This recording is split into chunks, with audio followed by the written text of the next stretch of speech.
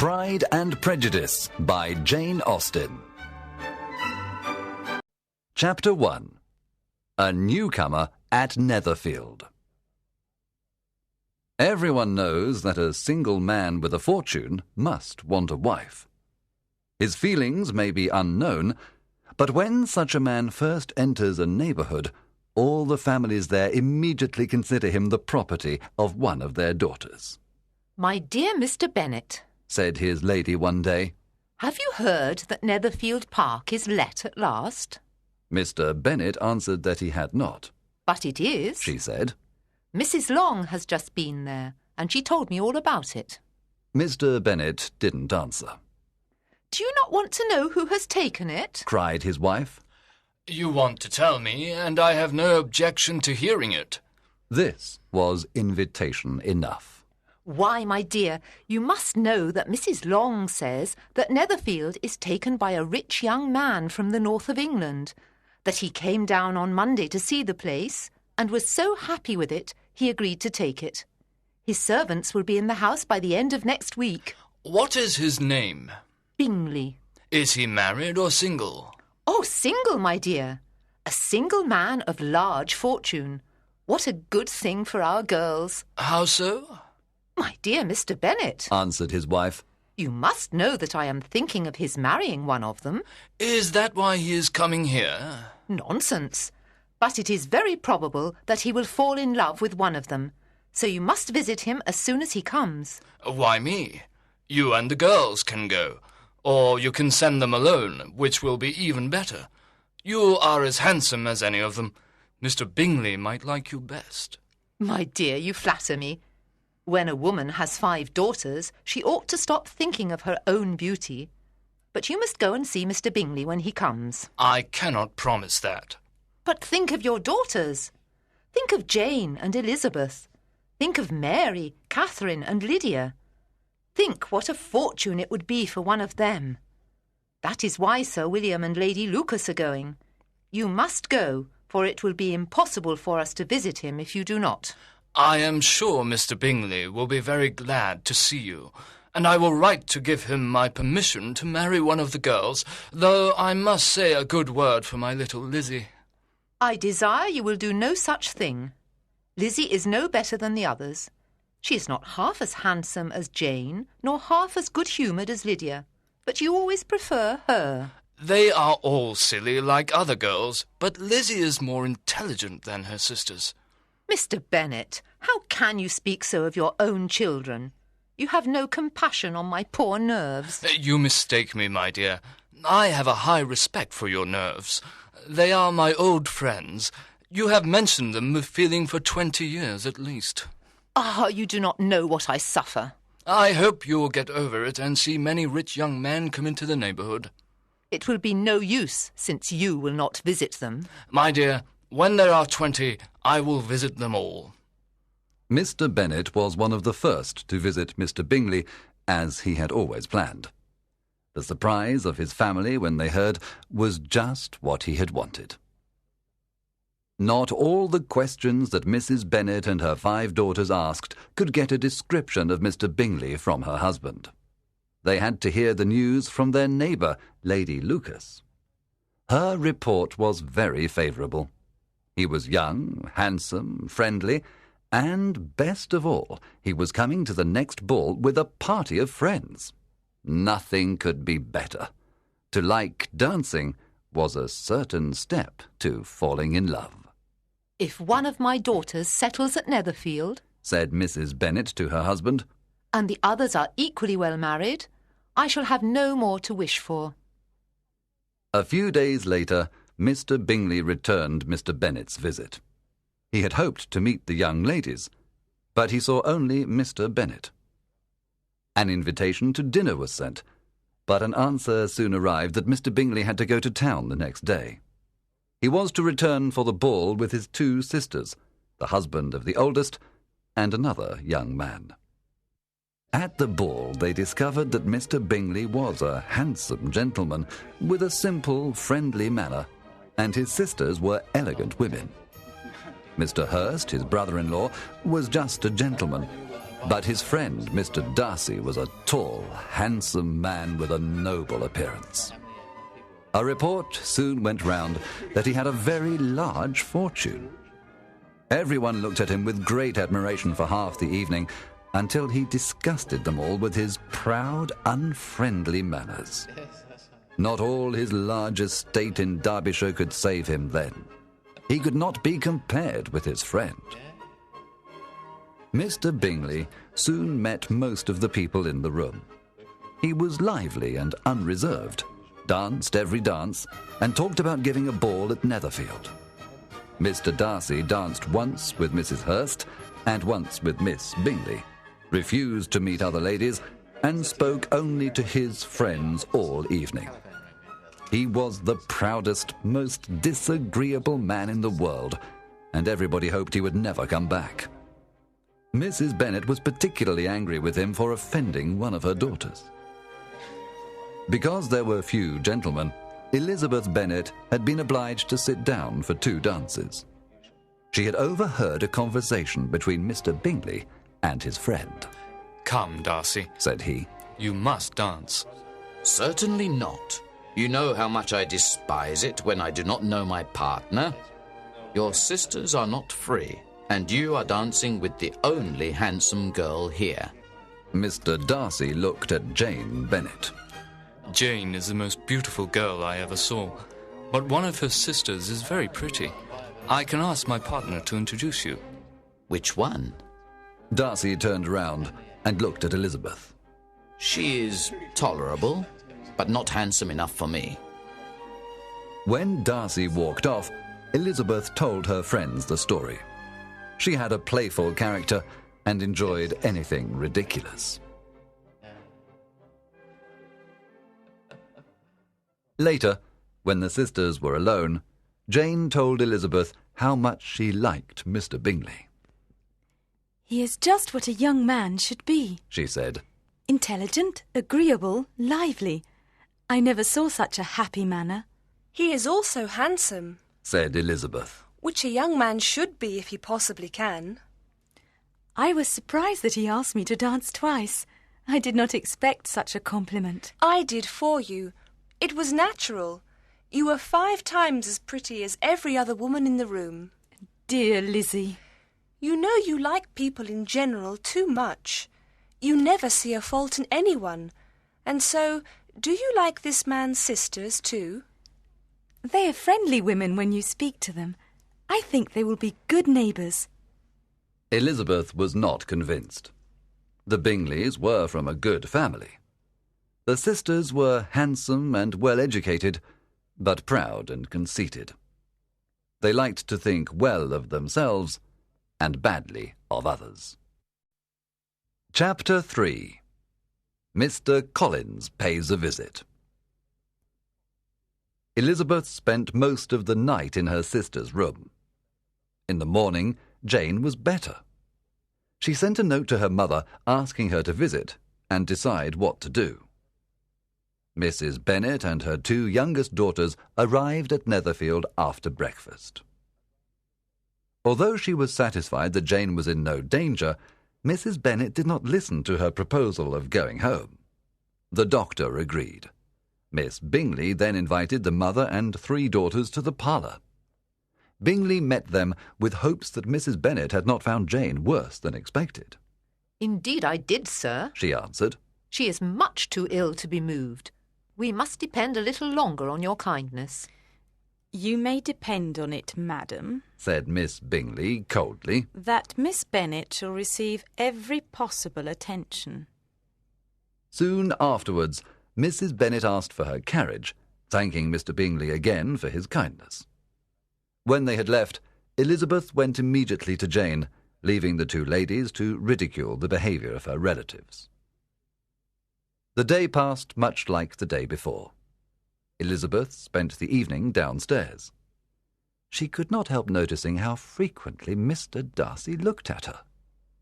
When Miss Bingley played a lively song on the piano, he came to Elizabeth and said, Do you not want to dance when you hear such music? She smiled, but did not answer. He repeated the question. I heard you before, she said. but I did not immediately know what to answer. I know you wanted me to say yes, to give you the pleasure of ridiculing my taste. So I have decided to tell you that I do not want to dance at all. Now, ridicule me if you dare. Indeed, I do not dare. Elizabeth, expecting him to be angry, was surprised at his gallantry. But there was a mixture of impertinence and sweetness in her manner, which made it difficult for her to offend anybody. Darcy had never been as attracted by any woman as he was by her. He thought that only the inferiority of her connections saved him from the danger of falling in love. Miss Bingley saw this. Her anxiety that Jane get better soon came from her wish to see her sister leave. She often tried to make Darcy dislike Elizabeth by planning his happiness in an imagined marriage with her. I hope, She said as they were walking in the garden the next day, you will teach your mother-in-law the advantage of silence, and if you can tell the younger girls not to run after the officers. At that moment, they met Mrs. Hurst and Elizabeth. I did not know you wanted to walk, Said Miss Bingley in some embarrassment, fearing she had been overheard. Why did you not tell us you were going to the garden? Asked Mrs. Hurst, leaving Elizabeth and taking Darcy's free arm. The path was big enough only for three. Mr. Darcy felt their rudeness and said, Let us move. This path is not wide enough. But Elizabeth answered laughingly, No, no. You make such a handsome picture. Another person would spoil it. She ran off, happy in the thought of soon going home. Jane was so much better that she planned to leave her room for a few hours that evening. After dinner, Elizabeth helped her sister down to the drawing-room. Her friends welcomed her warmly. Elizabeth had never seen them so agreeable, but when the gentlemen came in, Jane was quickly forgotten. Miss Bingley immediately went to speak to Darcy. He greeted Jane politely, but it was Bingley who was happiest to see her. After seeing that she was in no danger of the cold, he sat down by her and talked to nobody else. They decided not to play cards that evening. Darcy and Miss Bingley began to read. Mr. Hurst went to sleep, and his wife spoke a little to Jane and her brother. Hearing her brother speak to Jane about a ball, Miss Bingley said, Charles, are you really thinking of a dance at Netherfield? I am sure there are some of us to whom a ball is no pleasure. Are you speaking of Darcy? cried her brother. He can go to bed before it begins, but the ball is a certain thing. Mr. Darcy had been speaking to Elizabeth when Caroline Bingley, tired of listening to this conversation in which she had no part, asked Mrs. Hurst to play some music. After a minute's thought, Darcy was not unhappy for it. He was beginning to feel the danger of giving Elizabeth too much attention. She attracted him more than he liked. It was a good thing that the two sisters were to go home to Longbourn the following day. I hope, my dear, Said Mr. Bennet to his wife the next morning, that you have a good dinner today, because I expect somebody to join us. Who do you mean? The person of whom I speak is a gentleman and a stranger. The ladies were surprised and questioned him. A month ago I received a letter from my cousin Mr. Collins, who will come to live in this house when I die. In some families, it was agreed by law that property could only be left to men. If those families had only daughters, their houses and land would be left to any male relative after the father's death. Mr. Collins was Mr. Bennet's only male relative. He writes that his father died some time ago, and that he wants us to forget the disagreement between our families. Mr. Bennet said. He is a man of the church, and has found an important patroness in the Honourable Lady Catherine de Burgh. He apologizes for the injustice done to our daughters because of his getting Longbourn, and would like to help them. This is the reason for his visit. We may expect the gentleman at 4 o'clock. Mr. Collins was a tall, heavy-looking young man of 25. His manners were very formal, and he soon complimented Mrs. Bennet on having such fine, beautiful daughters. He was sure, he said, that soon she would see them all well married. You are very kind, sir, I am sure, and I hope it will be so, or indeed they will be very poor. I know, madam, of my dear cousin's misfortune. I could say much on the subject. At present I will not say more, but I can assure the young ladies that I come ready to admire them. At dinner, Mr. Bennet observed that Mr. Collins was very fortunate in his patroness, Lady Catherine de Bourgh. Mr. Collins' manner was most serious, as he explained that never in his life had he seen such kindness in a great lady. She had already asked him twice to dine at Rosings.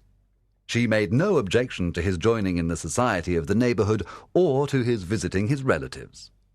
She had even told him to marry as soon as he could, providing he chose the right wife, and had once visited him in his humble house. Does she live near you? Asked Mrs. Bennet. The garden of my humble house is next to Rosings. You said she is a widow, sir. Has she any family? She has only one daughter who, one day, will have Rosings and a great fortune. Ah, Cried Mrs. Bennet. is she handsome? She is a most charming young lady indeed. I have more than once said to Lady Catherine that her daughter was born to be a duchess. Such little attentions please her ladyship. It is happy for you to possess the talent of flattery, Said Mr. Bennet. May I ask if you think of these pleasing attentions at the moment, or are they the result of study? I sometimes amuse myself with thinking of such little elegant compliments, but I always wish to give them in as natural a manner as possible. Mr. Bennet was satisfied. His cousin was as absurd as he had hoped. Having a good house and a sufficient fortune, Mr. Collins now intended to marry. His first choice was Jane, but a conversation with Mrs. Bennet the next day informed him of her hopes for Jane's marriage. He had only to change from her to Elizabeth. That day, Lydia planned to walk to Meryton to ask after a Mr. Denny, an officer she was friendly with. All her sisters, with the exception of Mary and Mr. Collins, decided to go with her. In pompous nothings on his side, and polite answers on that of his cousins, the time passed till they entered Meryton. From then on, the younger sisters were busy looking for officers. The attention of every lady was soon attracted by a young stranger of most gentlemanlike appearance. He was walking with Mr. Denny, who introduced him as a Mr. Wickham, an officer in his regiment. They were talking together when they saw Darcy and Bingley riding down the street. The two gentlemen came up. Bingley was just going to Longbourn, he told Jane, to ask after her. Suddenly, Elizabeth saw Darcy look at the stranger in surprise. Both men changed colour. Mr. Wickham touched his hat. In another minute, Bingley took leave and rode on with his friend. Mr. Denny and Mr. Wickham walked with the young ladies to Mr. Phillip's house. When Jane introduced Mr. Collins to her aunt, she received him with her very best politeness. She could not answer her niece's questions about Mr. Wickham, but promised to invite him to dinner with some other officers the next day. As they walked home, Elizabeth told Jane what she had seen pass between the two gentlemen. Jane was surprised as well. Chapter 5. Mr. Collins proposes twice. The next day at Longbourn, Mr. Collins proposed marriage to Elizabeth. On finding Mrs. Bennet and Elizabeth together, he asked the mother for her permission to speak to her daughter alone. Elizabeth was too surprised to answer, but her mother immediately went away. Elizabeth sat down to listen, and tried not to show her feelings, which were divided between amusement and dislike. Almost as soon as I came into this house, Mr. Collins began. I chose you for the partner of my life. But before my feelings get too strong for me, I must explain my motives for marrying and for coming here to Longbourn to look for a wife. The idea of the serious Mr. Collins' strong feelings made Elizabeth so near to laughing that she could not stop him. My motives for marrying are, first, that I think it right for every man of the church. Second, that I am sure it will make me very happy. And third, which perhaps I should have said first, that it was asked of me by the very noble lady whom I have the honour of calling patroness. Let me observe, my dear cousin, that the kindness of Lady Catherine de Bourgh is not the least of the advantages I have to give. It remains to tell why I looked in Longbourn instead of my own neighbourhood, where, I assure you, there are many agreeable young women. But as I am to get this estate after the death of your honoured father, who, however, may live many years longer, I could not be happy without deciding to choose a wife from among his daughters, that the loss be as little as possible when the unhappy day comes, which, however, as I have already said, may not be for some years. This has been my motive, my dear cousin, and I flatter myself it will not make you think less kindly of me. And now nothing remains for me but to assure you of the violence of my affections. To fortune I am indifferent. I shall ask nothing of your father, and shall, indeed, say nothing ungenerous on that subject when we are married. It was necessary to stop him now. You move too quickly, sir, she cried. You forget that I have made no answer. Let me do it without more loss of time. I thank you for the compliment, and feel the honour of your proposals, but I cannot do otherwise than answer no. It is not new to me, said Mr. Collins, that young ladies often refuse the proposals of the men they mean to accept. Sir, cried Elizabeth, I do assure you that I am not one of those young ladies. I am serious in my refusal. You could not make me happy, and I am sure that I am the last woman in the world to make you so. But Mr. Collins would not believe her, though Elizabeth continued to refuse him. You are completely charming, he cried gallantly. I am convinced that when you see my proposals are agreeable to your parents, they must be acceptable to you. To this Elizabeth could give no answer, and left the room. When Mrs. Bennet returned to the breakfast-room, she was surprised to see Mr. Collins alone and to hear his story. She immediately hurried to her husband, crying out, "Oh, Mr. Bennet, you must come and make Lizzie marry Mr. Collins, for she says she will not have him, and if you do not hurry, he will change his mind and not have her." I do not understand you, said he when she had finished talking. Of what are you talking? Of Mr. Collins and Lizzie. And what can I do? It seems a hopeless business. Speak to Lizzie. Tell her that she must marry him. Let her be called.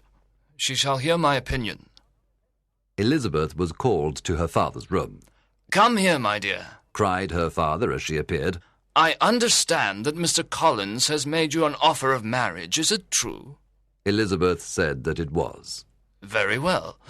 And this offer of marriage you have refused? I have, sir. Very well. Your mother says you must accept it. Is it not so, Mrs. Bennet? Yes, or I will never see her again. An unhappy choice is before you, Elizabeth. From this day you must be a stranger to one of your parents. Your mother will never see you again if you do not marry Mr. Collins, and I will never see you again if you do. Elizabeth had to smile, but Mrs. Bennet was very angry. She talked to Elizabeth again and again. Elizabeth answered, sometimes seriously, sometimes laughing, but though her manner varied, her determination never did. As for the gentleman, his feelings were mostly expressed by a severe manner and silence. He did not speak to Elizabeth. Later that day, Miss Lucas came to visit, and then his attentions were given to her. Her politeness in listening to him was a great help to Elizabeth. The next day, Mrs. Bennet's ill humour had not abated, nor had Mr. Collins' angry pride. Elizabeth had hoped he might soon leave, but it seemed he meant to stay. Later that day, Jane received a letter from Netherfield. Elizabeth saw her sister's face change as she read it. She tried to appear as always and soon joined in the general conversation, but Elizabeth felt a great anxiety on the subject. When the two sisters were alone, Jane took out the letter and said, "This is from Caroline Bingley. It has surprised me very much. The whole party have left Netherfield and are going to London with no intention of returning. She says she is not sorry to leave anything except for my society, but hopes to enjoy that again some time. She asks me to write to her." Elizabeth did not believe Miss Bingley's words. She was surprised they had gone so quickly, but did not think this would prevent Mr. Bingley from returning alone. This she said, but Jane continued, "Caroline says that none of the party will return this winter. When Charles is in London, she writes, he will be in no hurry to leave again. This is why they have joined him there. It is clear that he will not return."